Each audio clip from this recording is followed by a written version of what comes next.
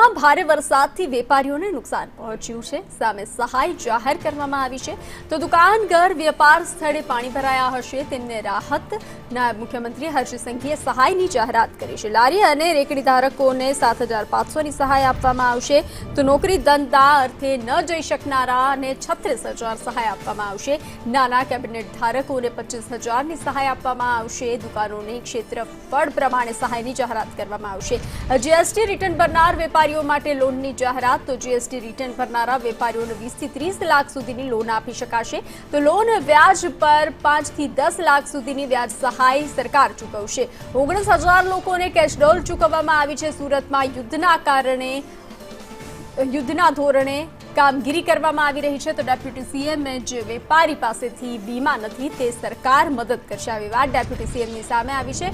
વેપાર ફરી ધમધમતો કરવા માટે મદદ કરવામાં આવશે। આજ સુધીના સૌથી મોટા પેકેજ માટે નિર્ણય લેવામાં આવ્યો છે।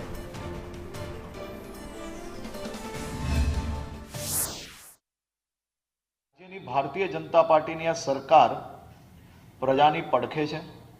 વેપાર ધંધા ફરી કોઈ સામાન્ય મધ્યમ વર્ગીય વેપારીઓ જેને ઇન્સ્યોરન્સ ના હોય અને અચાનક આ ભારે વરસાદ આવવાના કારણે તેનો વેપાર ઠપ થયો હોય, તેને નુકસાની થઈ હોય તેવા લોકો જોડે રાજ્ય સરકાર કઈ રીતે મદદગાર થઈને તેમનો વેપાર ફરી ચાલુ કરાવી શકે, તેમને નુકસાનીમાંથી બહાર લાવવામાં ફૂલ નહીં તો ફૂલની પાંખડી 19,000થી વધારે નાગરિકોને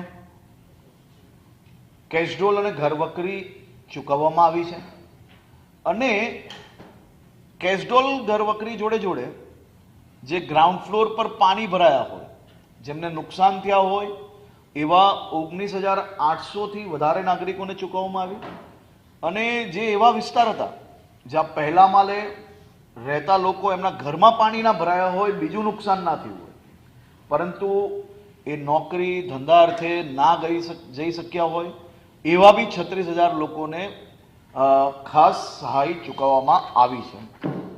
મોટી કેબિનો જે 40 ફૂટથી વધુ હોય એવા લોકોને 50,000 રૂપિયાની સહાય કરવાનો નિર્ણય લેવામાં આવ્યો છે। પાક્કી દુકાનો જેની હોય એવા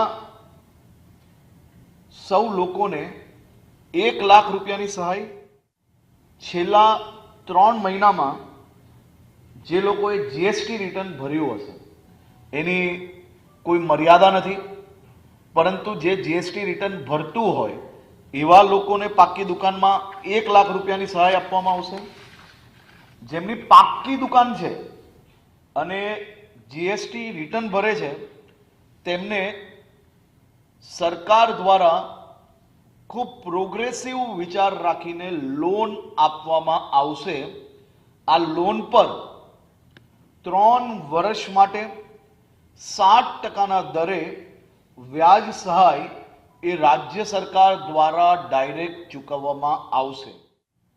જેમના ઘરોમાં પાણી ભરાયું હશે, જેમની દુકાનોમાં પાણી ભરાયું અને નુકસાન થયું હશે, જેમના નાના મોટા વેપારના સ્થાનોમાં પાણી ભરાઈને કંઈ નુકસાન થયું હોય અને વિડીયોગ્રાફી ફોટોગ્રાફીના આધારે એવા તમામ એકમોને 1 વર્ષ માટે આખા 1 વર્ષ માટે તે સૌ લોકોને મહાનગરપાલિકાના વેરામાંથી મુક્તિ આપવાનો નિર્ણય બી આ સાથે લેવામાં આવ્યો છે।